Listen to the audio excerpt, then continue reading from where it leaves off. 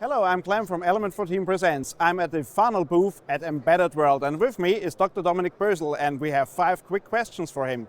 So, what is it that you're actually doing? Please explain that to a layperson.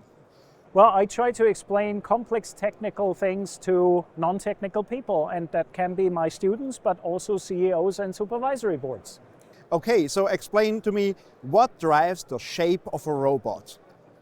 The shape of a robot is purely driven by its application. So we hear a lot of buzz about humanoid robots, and to be honest, you don't need humanoid robots unless you're in a chaotic environment, you're outdoors, or you want to cross stairs. Otherwise, any other form might be better. And so only the application determines the form of a robot.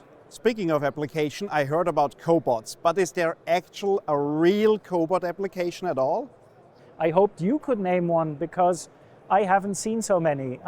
Real collaboration, so working at the same workpiece, that's what humans do not do. And why should I do that with a robot? So maybe robot coexistence, or that I don't want safety enclosures or something like this. This makes sense, but real collaborative robotics, I haven't seen that many applications, nor has the International Foundation of Robotics. I think they say less than 2% or so of the robotic applications would qualify. So no, unfortunately not yet.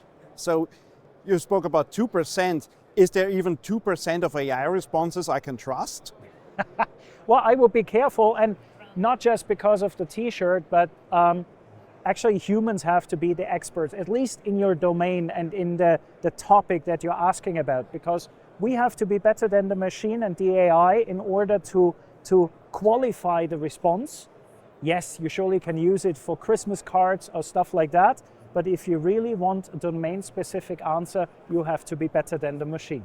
Okay, so there are dangers, but what are the actual dangers with AI? The actual dangers with AI is not that AI is getting better and better and at a certain point decides that we eliminate humanity. This will not happen, but I'm more afraid of human stupidity than artificial intelligence. Humans will use technology for bad purposes, but it's not the fault of AI or the machine, but it's the fault of the humans that use AI for bad applications. So no, I'm not afraid of AI. So do you have any message that you want to perceive out to the viewer? Yes.